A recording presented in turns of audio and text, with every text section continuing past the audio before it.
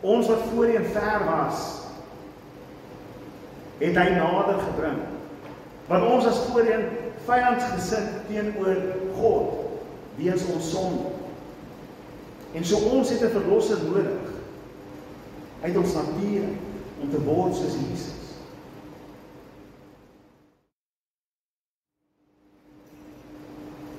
Julle kan slank vir my blaai na die evangelie volgens Johannes.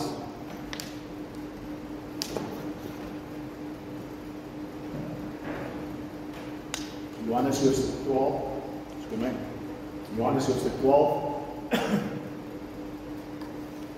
En ons lees daar die gedeelte van vers 12 tot 19. Die intog van Jesus in Jerusalem. Johannes 12 van vers 12. Die volgende dag het die groot skare wat vir die fees gekom het en wat gehoor het dat Jesus na Jerusalem kom, palmtakke gevat en hom tegemoet gegaan en aanhoudend uitgeroep: Hosanna, geseënd is hy wat kom in die naam van die Here en die koning van Israel. En Jesus het 'n jong donkie gekry en daar gaan sit, soos daar geskryf staan: Moenie vrees nie, dogter van Sion, kyk jou koning kom, hy sit op 'n donkie vol. Hierdie ding het sy disippels eers nie verstaan nie. Maar toe Jesus verheerlik is, het hulle onthou dat hierdie dinge oor hom geskryf staan en dat hulle dit vir hom gedoen het. Die skare wat by hom was toe hy Lazarus uit die graf geroep en hom uit die dood opgewek het daarvan getuig. Die rede waarom die skare hom tegemoet gegaan het, was omdat hulle gehoor het dat hy hierdie teken gedoen het. Daarom het die Fariseërs mekaar gesê: Sien julle dat julle niks bereik nie? Kyk, die hele wêreld loop agter hom aan. Vader, ek bid dat hierdie woord tot ons harte sal seën. Here, diep binne in ons sal bære. Here, dat ons ag sal staan daarop en dat ons sal doen dit wat U vir ons sê om te doen in hierdie teks. Heilige Gees, dat U dit sal bekragtig, dat die salwing daarop sal rus. Here, dat dit in ons vrugbaar sal wees en vrug sal dra deur U wat dit lewe gee. Here Jesus, dat U verheerlik sal word, U die koning, die een wat die naam het, bo elke naam, die heilige van Israel. Hosanna aan die koning, die seun van Dawid. Mag U geëer word in hierdie boodskap vanmôre. Amen en amen. Nou, ons kom soos elke jaar hier by die week voor Paas naweek, wat gaan oor paaseiers en kuier en breakfast en alles anders te behalwe oor Jesus. En in hierdie heilige tydperk van ons jaarlikse kalender, sal ons so sê, van die Christelike geloof, kom ons by hierdie Sondag voor daardie Paasnaweek. En dit is soos wat julle weet, Palmsondag, so as julle nog palmtakke sien, dis hoekom daar palmtakke is. Die wat nie weet nie, Palmsondag is hierdie gebeurtenis. Dit is hierdie intog, hierdie viering van die Jesus wat in Jerusalem ingaan en in sy laaste week voordat hy gekruisig word in Jerusalem ingaan. Hy gaan in Jerusalem in om gekruisig te word. En tog begin dit met hierdie skare wat saam hom kom en hom tegemoet gaan en palmtakke voor hom neergooi, palmtakke waai en hulle klere voor hom neergooi en uitroep: Hosanna, die koning van Israel. Geseënd is hy wat kom in die naam van die Here. En ons weet dat hierdie selfde skare 4 dae later gaan uitroep: kruisig hom. En dit is altyd verstommend om te sien hoe mense 4 dae kan vat om te verander van Hosanna, die seun van Dawid, na kruisig hom. Hy is erger as Barabbas, die moordenaar. Hoe gaan mense van hierdie na die kruis toe? En baie keer in die vorige jare wat ek die Palmsondag gedoen het, is dit gewoonlik die fokus om te kyk na daardie Hosanna uitroep en hoe die mense verander. Maar ek wil hierdie jaar bietjie fokus op iets anders. En dit is die algemene roeping van die wêreld wat 'n verlosser soek. En iets wat ons moet besef as Christene, veral in hierdie wêreld waarin ons onsself bevind. Want dit is baie keer so dat ons die gedagte het dat Christus net vir sekere mense gekom het. Of ons sê dit nie so nie. Kom ek sê dit reg. Ons sê nie uitdruklik dat die Here net vir ons gekom het. Maar ons dink nie hy het gekom vir ander mense. Dis 'n klein verskil van hoe ons dit sien, maar uiteindelik is dit wat ons dink. En as ek praat van ander mense, dan praat ek van mense met ander gelowe, en ander godsdienste, selfs die Jode, en selfs van ons oogpunt af, die Katolieke, en die moslems. Ons dink amper, hulle het nie die Here nodig, die Here het nie vir hulle gekom, hy het gekom vir ons. Jesus het gekom vir die Christene. En ons sê dit dalk nie, ons het dalk in ons gedagte die idee dat, ja, Jesus het gekom vir die hele wêreld. Maar hoe verstaan ons dit? Want dit is nie net wat ons sê nie, dit is hoe ons leef. En ons moet verstaan dat, ek gebruik die inklusiewe woord ons, want ek val dikwels in dieselfde lofval. Dikwels vind ek myself met daardie gedagte dat ek gaan nie eens bother met die ander mense nie. Ek hoef nie te worry oor julle. Jesus het gekom net vir julle 15 en vir niemand anders nie. En tog is die uitroep deur die eeue heen, hy het gekom vir die hele wêreld. En ons sien dit so 'n bietjie in hierdie teks voorkom.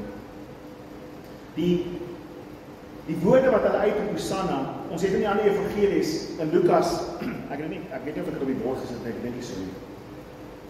Lukas, wanneer hy dieselfde verhaal vertel, sê dat hulle roep uit, geseënd is die koning, hy wat kom in die naam van die Here, vrede in die hemel en heerlikheid in die hoogste. Johannes het nie daardie vrede in die hemel gedeel nie, maar Lukas het dit. Markus, die kortste van die evangelies, het die langste. Hy skryf, Hosanna, geseënd is hy wat kom in die naam van die Here, geseënd is die koninkryk wat kom, die van ons vader Dawid, Hosanna in die hoogste. Hy voeg by Dawid, die koninkryk van ons vader Dawid wat kom. Matteus, laastens skryf, Hosanna vir die seun van Dawid, baie uitsluitlik sê hy die seun van Dawid. Geseënd is hy wat kom in die naam van die Here, Hosanna in die hoogste. En dit is nie dat hulle verkeerd onthou wat gesê is nie, die skare het klomp goeders geskree. Onder andere was daar hierdie woorde, Hosanna in die hoogste, Hosanna die seun van Dawid, Hosanna die koning van Israel, geseënd is hy wat kom in die naam van die Here, vrede in die hemel en heerlikheid in die hoogste. En hulle het verskeie dinge uitgeroep. Maar waar kom die woord Hosanna vandaan? Wat is die grondlegging van die woord Hosanna? Dit kom uit Psalm 118 uit. En as ons vertaling lees, Psalm 118 vers 25 tot 26, staan daar, ag Here, verlos ons tog, ag Here, gee tog voorspoed. Geseënd is hy wat kom in die naam van die Here. Ons seën julle uit die huis van die Here. Nou, daardie woorde, ag Here, verlos ons tog, is waar ons Hosanna vandaan kry. Vir die van julle wat nie weet waar Hosanna vandaan kom nie, dis wat dit beteken, ag Here, verlos ons tog. Want verlos ons is Hoshea, dit is die Hebreëus Hoshea, en tog is eintlik 'n uitroep soos ek bid, ek vra, ek smeek. So as jy na aan die einde van 'n woord sit, is dit om met daardie krag te gee van ek smeek na dit. So dit is Hoshea, verlos ons asseblief. Verlos ons asseblief. Of verlos ons bid. En Hoshea het toe Hosanna geword in die tweede tempeltydperk, en dit het toe 'n lofsang geword, waarvan ons dan die Griekse woord gekry het, Hosanna, wat toe dan uiteindelik die lofsang is wat ons het, Hosanna in die hoogste. Maar die woord Hosanna was nie noodwendig 'n loflied nie, dit was 'n roepe na verlossing. En hoe het daardie woord verander van verlos ons asseblief tog, daai kreet, na amper prys die Here. Want as ons sê Hosanna, dan dink ons is besig om te sê prys die Here. Hosanna in die hoogste, prys die Here in die hoogste. Wie van julle toe ons Hosanna gesing het gedink ons sing prys die Here in 'n of ander manier? Hosanna beteken prys die Here. Nee. Wanneer ons sê Hosanna, is dit verlos ons tog, Here. Verlos ons. Die lofwoord is Halleluja, wat beteken loof die Here. Hosanna of Hosiana beteken verlos ons asseblief. En dit is nie net verlos ons bietjie nie, dit is Here asseblief tog. Ek hou van hoe ons vertaling vertaal. Ag Here, verlos ons tog. Partykeer is dit hoe ons praat, ag Here tog, help ons. Dit is uiteindelik Hosanna. Wanneer jy so klaar en sê, ag Here, help my tog, dan is jy besig om te sê, Hosanna. Here, verlos my tog. Soos wat ek elke maal in die laaste ruk hoor en sê, en by verskeie mense, ag Here, genoeg is genoeg. Help my tog. Waarom ek vir jou sê, sing Hosanna? Want dit is uiteindelik daar die woord. En so dit is waar die kreet vandaan kom, Hosanna. En die rede vir die verskuiwing van 'n hulpgebed na 'n lofsang is die intense bewustheid van God se volk deur hierdie tydperk wat hulle gegaan het, dat die enigste hoop wat hulle het is God. Die enigste een wat kan verlos is God. Julle moet onthou dat hierdie volk onder die Romeine was, voor hulle was dit die Grieke, voor die Grieke was dit die Perse en die Mede, voor hulle die Babyloniërs. Hierdie volk het vir die laaste 400 jaar geen vrede gehad. Hulle het onder ander konings het hulle land geregeer. Hulle was nie eens in beheer van hulle land nie. Daar was 'n tydperk waar daar 'n groep van hulle geregeer het, maar dit was 'n kort tydperk. Maar vir die algemene tydperk was hulle gebukkend onder ander heersers. En so hulle het begin besef dat hierdie hulpkreet, Hosanna aan die hoogste, geseënd is hy wat kom in die naam van die Here, is uiteindelik die hulpgeroep na die Messias wat moet kom. Die koning van Israel, die seun van Dawid. Want hulle het al hulle hoop geplaas in die koms van hierdie koning wat gaan verlos. Hierdie seun van Dawid wat beloof is deur die profete. Hierdie seun van Dawid wat gaan kom om te sit op die troon van Dawid. En dit is waarin hulle hoop stel en hulle al hulle krag en hulle lofsange wys dit. En so het die hulpgeroep geword, Hosanna, die koning van Israel, die seun van Dawid, mag sy koninkryk kom. En hy kom in die naam van die Here. En so natuurlik sien hulle in Jesus hierdie koning. Hierdie volk op hierdie stadium sien 'n koning wat hulle gaan verlos. Interessant, in dieselfde evangelie van Johannes, as ons 'n paar hoofstukke terugblaai, in Johannes 6, ek dink ek het opgeset, in Johannes 6, toe Jesus die brood vermeerder het, luister na dit, toe die mense die tekens sien, wat Jesus gedoen het hulle gesê, hy is waarlik die profeet wat na die wêreld kom. Toe Jesus besef dat hulle op die punt staan om hom met geweld te kon gryp met die doel om koning te maak, het hy weer teen die berg gegaan, net hy alleen. Selfde woorde wat gebruik word. Hulle het 'n teken gesien in ons teks vanmôre. Hulle het die teken gesien van Lazarus wat uit die dood opgewek is. En Jesus besef daar's 'n skare. Maar in Johannes 6 gaan kry hy weg, want hy weet hulle gaan hom nou koning wil maak. Hulle soek 'n koning. Hulle het gesien hierdie ou kan vir ons kos gee, verniet.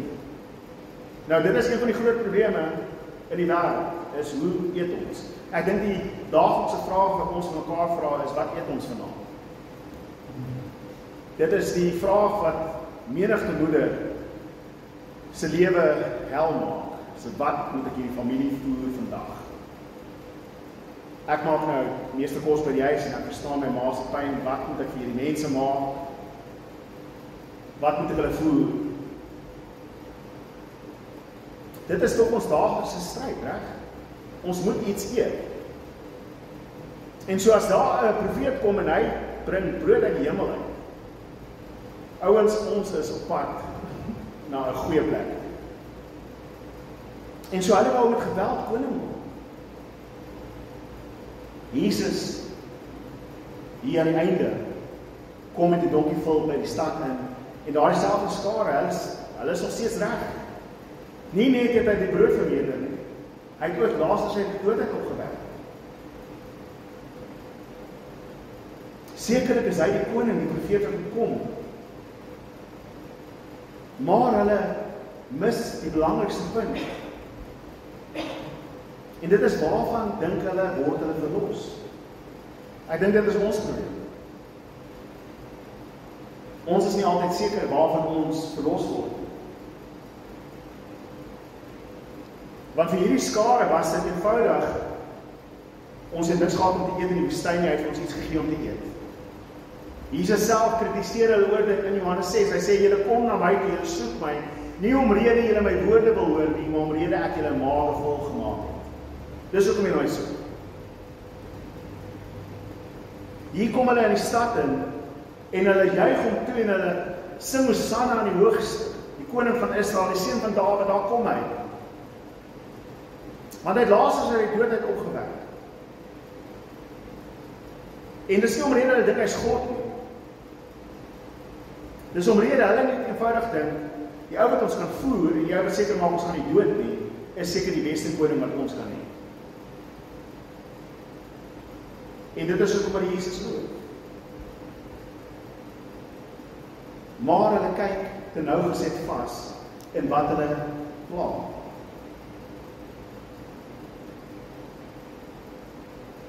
Jesus kom nie as 'n koning om te verower en te oorwin volgens die menslike manier van oorwinning. Inteendeel, hy kom op 'n donkie vol nederig, en dis die profesie uit Sagaria 9, waarvan daar gepraat word en melding gemaak word nie. Dat kyk jy, die koning kom, en hy ry op 'n donkie vol. Nederig. Hy is regverdig. Maar dit is nie wat die volk wil hê nie. Die volk wil hê dat Jesus moet hulle verlos van die Romeine.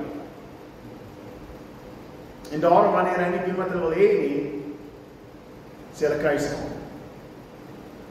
Dis hoekom hulle draai teen hom. En dit is vandag se probleem ook. Want mense weet nie hoekom hulle verlossing nodig het. Ek dink baie van ons Christene en kerke weet nie eens hoekom ons verlossing nodig het.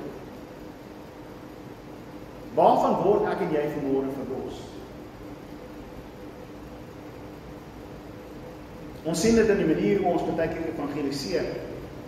Ons gaan evangeliseer aan die mense wat deur moeilike tye gaan. Sodat ons hulle kan sê, bid net tot die Here dat hy kan verlos uit jou saak uit, of wat ook al nou met jou aangaan. Ons gaan preek aan die siek mense, en die mense wat besig is om te sterf, en sê, gee net jou hart vir die Here, en bid tot die Here, en dan kan jy dalk deur hierdie ding kom, of verlos word uit hierdie siekte, of hierdie kwaal, of hierdie armoede, of wat ook al dit is. Ons gaan evangeliseer nie aan die ou wat gemaklik lewe in sy huis en swanger nie, want hy het nie die Here nodig nie. Hy is nie arm nie, hy het genoeg om te eet, so hy het nie iemand nodig wat brood in die hemel uitstuur nie. Hy het die beste dokters en die beste medisyne, hy sal langer lewe as van ons, wat ons weet nie waar is nie, want enige tyd sterf. En dit is die probleem wat ons baie keer het, wanneer ons praat oor verlossing. Daar is 'n kreet wat elke mens uitroep, van geboorte af, tot aan die einde. En dit is dat ons wil lewe. Weet julle wat is die grootste vloek op die mensdom? In Genesis 3 vers 19. Toe God vir Adam straf, met sweet aan jou gesig sal jy brood eet, tot jy terugkeer na die grond, van daaruit is jy geneem, ja, stof is jy, en tot stof sal jy terugkeer. Jy gaan doodgaan, en totdat jy doodgaan, gaan jy sukkel om te eet. En wat doen Jesus? Vermeerder brood, en laat Lazarus uit die dood opstaan. Jesus doen die twee dinge, wat die mens oor vervloek is. Geef hulle brood, en laat Lazarus uit die dood opstaan. En tog, soos ons lees in hierdie stuk, hierdie dinge het sy disippels nie verstaan nie, totdat hulle gesien het dat hy verheerlik is. Selfs die disippels wat saam met Jesus was vir 3 jaar, verstaan nie wat hier aangaan. Eers nadat hy gesterf het en opgestaan en opgevaar na die hemel toe, besef hulle, maar hy is die koning van Israel, hy is die een wat verlos. Maar meer as net verlos uit ons tydelike probleme. Hy verlos ons uit die oerprobleem wat ons het. In die sweet van die aangesig gaan jy brood eet. En jy gaan terugkeer na die stof waaruit jy gemaak is. En ja, party van ons het dalk meer om te eet as ander, maar broers en susters, ons almal gaan sterf. En jy sien in al die godsdienste is daar die geveg oor hoe kan ek een van twee dinge doen. Hoe kan ek so lank lewe as moontlik? Ek dink dit is ons almal se geveg. Hoe kan ek die langste lewe? En so dan drink jy vitamine in jou aanvullings. Drink water en gaan loop elke dag. Eet gesond. Gaan dokter toe wanneer jy siek is sodat jy die regte medisyne kan kry. Kry hartomleiding. En ons almal verleng ons lewe met net so 'n bietjie meer. En ons almal kyk hoe ver ons dit kan vat. Die ander kant is, ek weet nie hoe lank dit is nie, maar ek moet soveel as moontlik goeie dinge doen hier, sodat wat ook al daarna kom, my nie negatief beïnvloed. So ek wil nie te veel slegte dinge hierdie kant doen nie. Ek wil meer goeie dinge doen, slegte dinge, sodat my balans beter is wanneer ek sterf. Ek weet nie wat daarna is nie, maar dit gaan beter wees as wat voorheen is. En ja, sommige godsdienste het dan die hele siklus van die, wel, jy het goed genoeg gelewe, so jy word gebore in 'n bietjie beter geloof lewe, en so word dit al hoe beter, totdat jy op 'n punt kom waar jy ophou om hierdie siklus te herhaal van dood en sterf, dood en geboorte. En so alle godsdienste en alle mense probeer deur die eeue heen 'n manier te kry om uit die doodheid verlos te word. Uit hierdie siklus van ek moet eet sodat ek môre kan sien, sodat ek kan eet, sodat ek môre kan sien, sodat ek kan eet, sodat ek môre kan sien. En so gaan ons aan tot die dag wat ons sterf. Wie van julle het al so gevoel? Ek leef net van dag tot dag. Genade, Here. Ek moet eet want ek moet môre opstaan. En hoekom moet ek môre opstaan? Want ek moet eet. Ek kan nie uit hierdie siklus uitkom nie.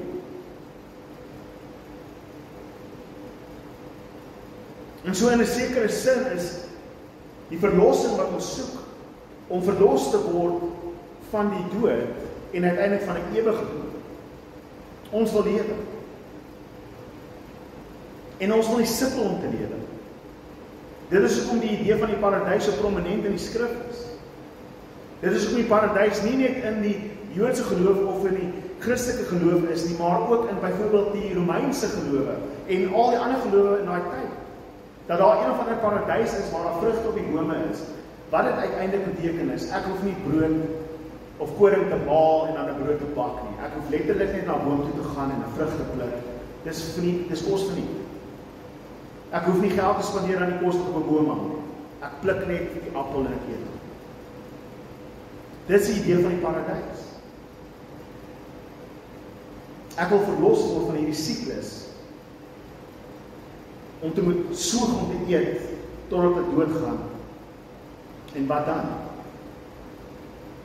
Maar dit vergeet nog steeds die belangrikste punt, want dit is ook nie waarvan ons uiteindelik verlos word.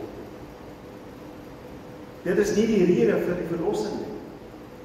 God het ons nie gered sodat ek en jy nie meer honger hoef te wees en ewig lewe. Dit is ons reward vir ons geloof. Nee, daar is 'n groter rede, daar is 'n groter probleem waarmee die mensdom sukkel. En dit is wat voor hierdie vloek gebeur. Ons het verlossing nodig van 'n heilige, regverdige God, omrede ons sondaars is. Dit is die verlossing wat ons nodig het. Ons verlossing is om verlos te word van ons sondes en die vyandskap wat ons teen God het. Dis die verlossing wat ons nodig het. En hierdie volk dink dit is net die Romeine. As die Romeine weg is, dan gaan ons beter lewe. Nee. Ons kan kyk na die Ou Testament, toe die Romeine nie daar was en hulle eie konings daar was hulle verdruk. Miskien as ek 'n beter regering het, miskien as ek beter dit het, dan sal dinge beter gaan. Nee.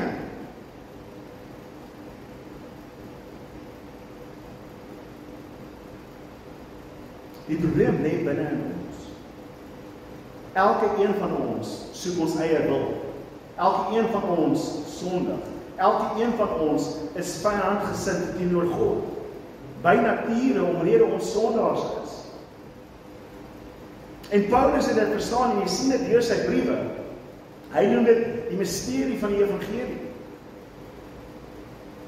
En hierdie volk het gedink, die Messias gaan kom en hy gaan ons as volk red.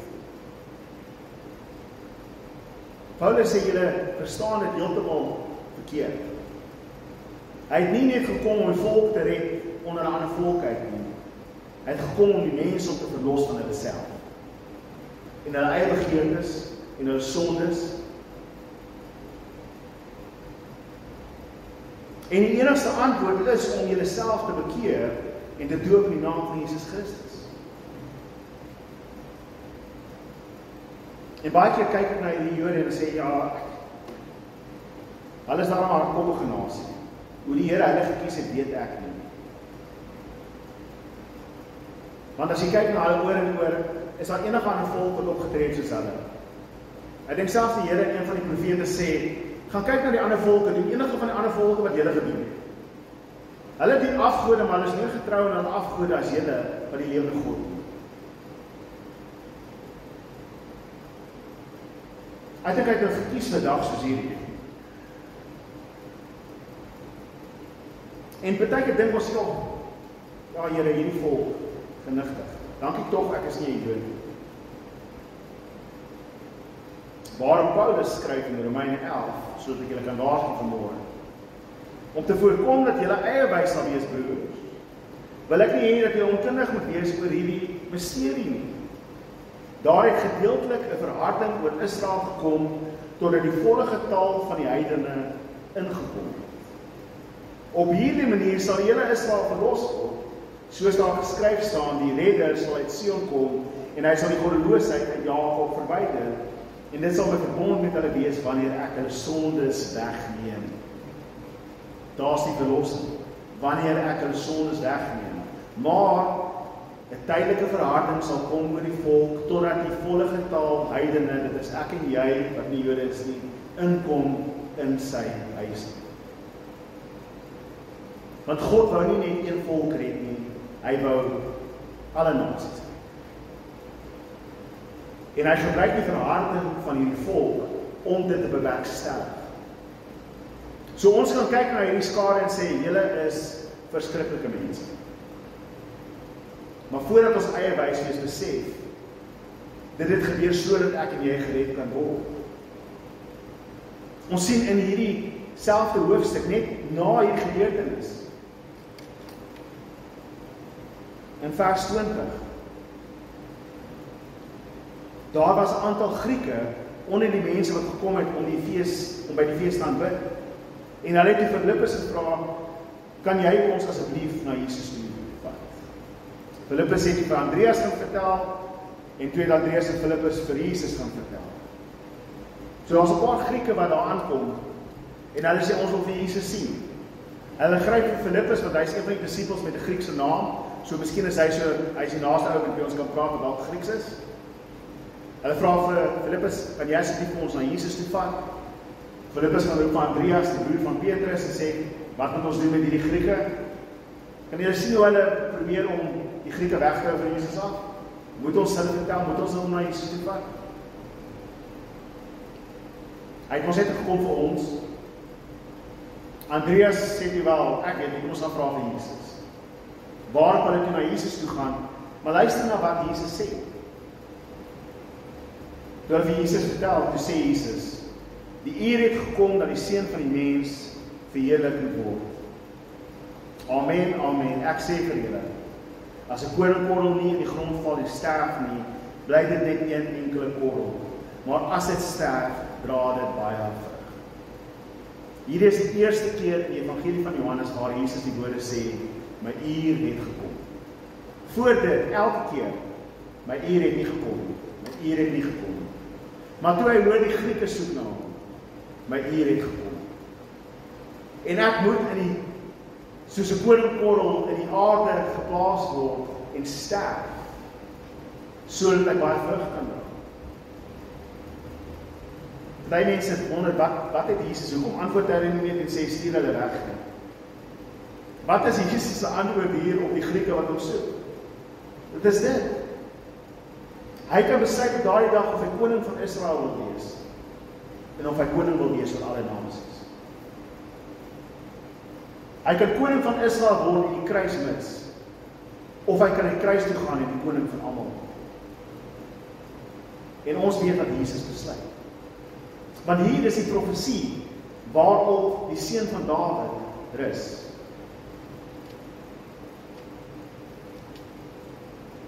Jesaja 11.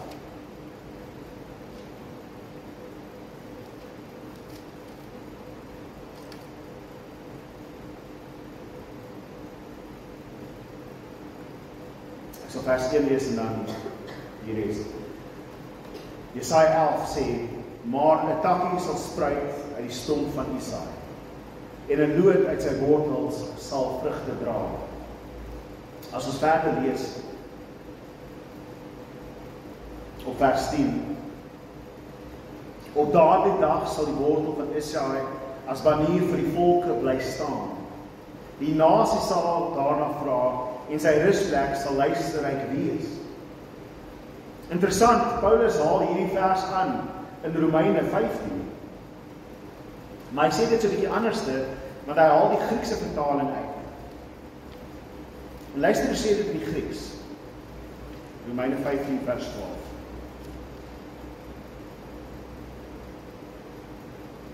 Daar sal 'n loot van Isaai kom, en hy sal opstaan om oor die nasies te regeer, en op hom sal die nasies hoop. En dit is my baie interessant as ek kyk na hierdie teks. Ek hoop julle almal weet dat Isaai is Dawid se pa. As julle nie geweet het hoekom hy sê hy die stam van Isaai, bedoel hy Dawid se pa. Dawid se pa se naam is Isaai. En die profesie sê dat daar sal 'n loot uit Isaai uitkom. Daar sal 'n takkie spruit uit Isaai uit. En hulle almal weet dat dit beteken die seun van Dawid. Maar hoekom nie sê dat daar sal uit die stam van Dawid 'n takkie spruit? Dit is my altyd vreemd dat hy sê nie uit Dawid uit nie, maar uit Isaai uit, Dawid se pa. Hoekom?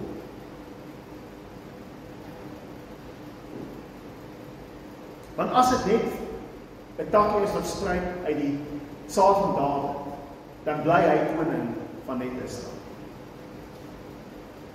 Maar God gaan verder terug as Dawid.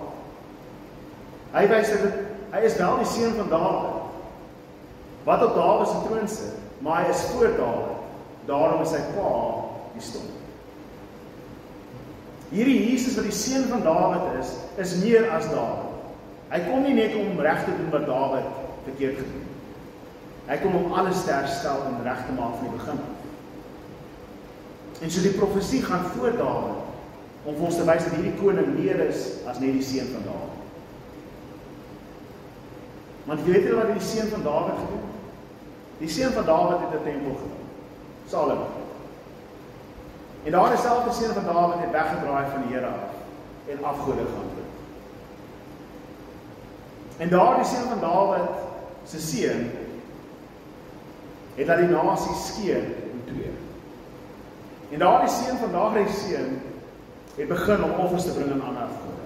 En die seun van daardie seun het begin om op te tree teen die Here. En so het die huis van Dawid uiteindelik geval. En so Jesaja se profesie vat ons terug en sê nee, kom ons begin by die begin. Ja, hy is die seun van Dawid, maar hy is die beter seun van Dawid. En hy kom om te heers oor die nasies en in hom sal die nasies hoop. Want hierdie broeders en susters, dit is die groot probleem vir elke mens in die geskiedenis, wie ook al jy ken. Ons almal is sondaars en ons het nodig om verlos te word van die oordeel wat kom. En die enigste antwoord wat ek en jy het, is om te hoop in Christus, ons Here. Want hy alleen is waardig en bemagtig om te verlos.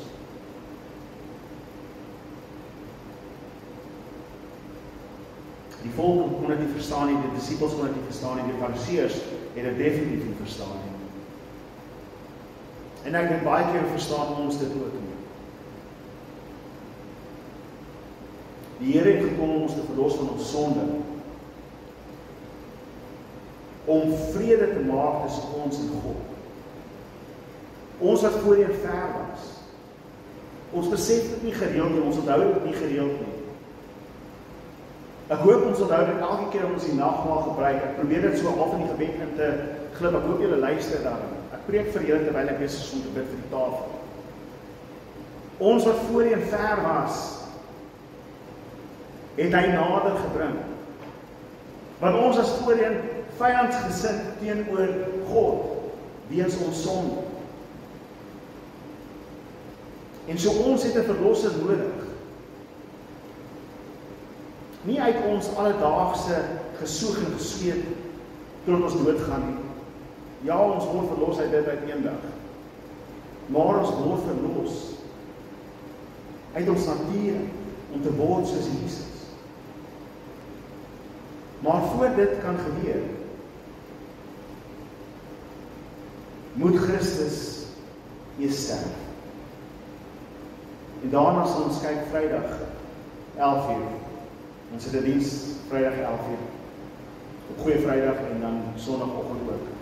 Maar ons sal aangaan op Vrydag 11:00 en kyk na die waardigheid van hom wat gekruisig is en die bloed gestort vir ons.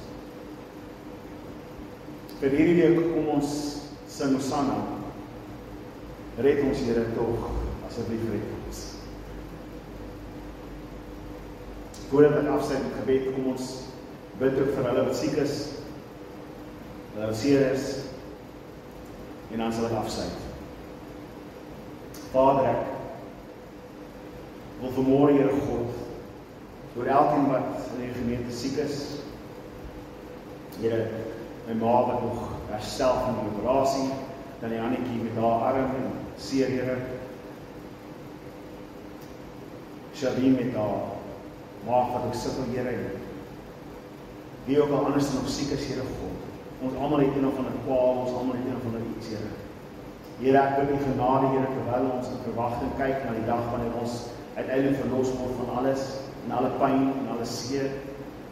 Here, bid ons nog steeds vir U genade, Here God, oor elkeen van hulle. Dat U hulle pyn sal verlig, Here God, dat U hulle sal gesond maak, dat U hulle sal genees, Here, in die krag.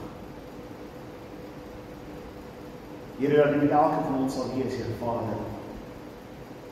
Gee ons werklik ons daaglikse brood, Here God, en voorsien in al ons behoeftes, Here. Ek bid vir elke gemeente dit doen. Here, dat U sal voorsien. Ja, en in 'n sekere sin roep ons uit Hosanna. Red ons, Here, tog, verlos ons. Help ons. Here, want waarheen sal ons gaan en na wie toe sal ons kyk, Here, vir ons voorsiening en vir ons verlossing. Maar Here, o God, dat ons ook nie uit oogheid vir verloor, Here, dat ons 'n groter verlossing nodig het, as net om genoeg te hê om te eet. Maar Here, dat ons smag na die verlossing, wat ons verlos van ons sondes, wat ons natuur verander om te wees soos Jesus, sodat ons vrede kan hê met God die Vader, en dat ons toegang het tot die Heilige van Israel, en die God wat voorsien. Here, en ons weet dat in hierdie verlossing, Here, staan ons nie meer ver weg van U af nie, maar ons is nader gebring, ons is in die heiligste van die heiligstes. Daar waar die volk nie eens kon betree nie, daar waar die hoofpriester net 1 keer die jaar aangegaan het, kan ons met volle vrymoedigheid inbeweeg, om Here Christus se liggaam van ons die baan geweg het, Here. Dat die bloed van Jesus ons gereinig het van sonde, sodat ons regverdig kan staan voor die heilige God, en nie meer vrees het te bid, maar dankbaarheid voor U te kan verskyn. Here, mag ons in daardie versekering vanmôre ons hande oplig na U toe, Here God, in absolute lof en aanbidding. En weet, Here, dat U is ons verlosser, U die enigste God. Aan U kom toe die lof en eer en die majesteit tot in alle ewigheid. Amen en amen. Dankie broer en suster, gaan in die seën van die Here en sien julle Vrydagoggend. Amen.